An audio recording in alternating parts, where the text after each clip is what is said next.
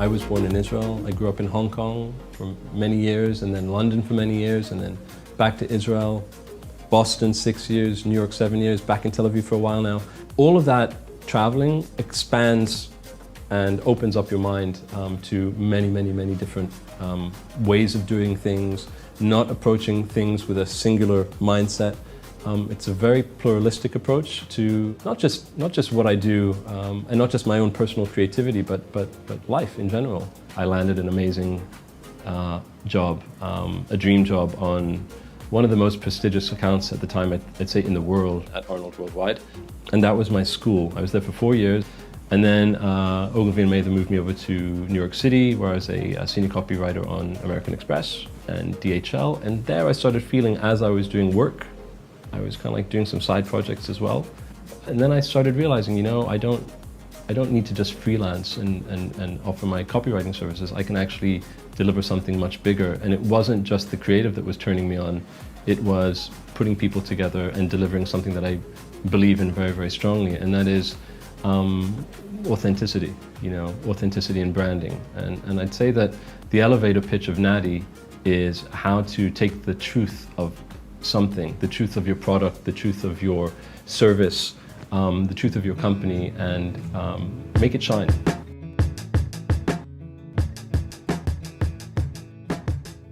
How important is it for me to be authentic? I cannot be any other way. I have a terrible time playing the game.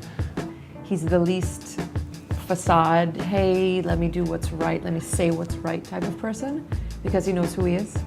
And he's very in tune with that, and he also is very good at seeing who the other person is that he's talking with. And by being really honest and true, he's able to make that connection with somebody else.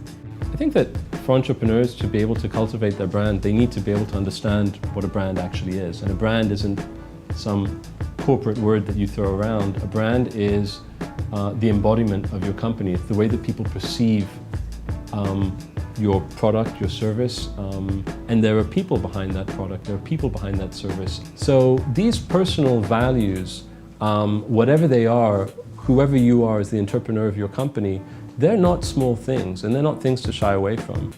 It's your business, it's your name. It does represent who you are, whether you're a 3-person company or a Google. I think Eitan's authenticity helps him succeed in a few different ways. I think, first of all, it helps him do what he loves to do. Because at the end of the day, you know, he will take jobs and work with clients that he wants to. He's going to stay very true to himself. He produces amazing work because it comes from inside. It doesn't, you know, come from, you know, something rational in a process that's detached from him. Like, everything's personal, everything is from him, and that's why he creates such amazing stuff. I think that I'm blessed to have a good team. As an entrepreneur, I think you need to surround yourself with the right people who are willing to go the distance with you for the right reasons.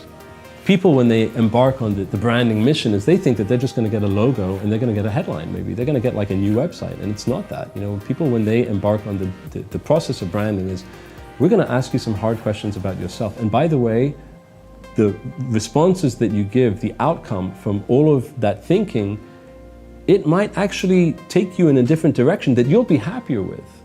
You know, you'll be happier with it because you ask yourself those hard questions. It's a lot of like psychology. It's a lot of like, how do we wrap ourselves around who we are? And it's not a logo. It's not a headline. It's deep.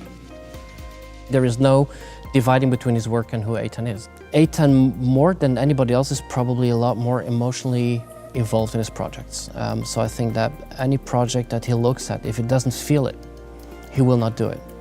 If he meets with a person who has to be his partner through the process and he doesn't feel the connection and the connection is not good, he will not do it. If he thinks that ethically there's any kind of problem with what he's supposed to be doing, he will not do it. But I learned to trust him, and I've never regretted it. And it's not a thing to be ashamed of. Branding. It's not creating something that's not real. On the contrary, great branding is creating something that's real and true to you. At the end of the day, I don't want to ever compromise who I am. I always want to be able to look in the mirror and be like, okay, today you were who you are and you didn't fake it. Just who you are.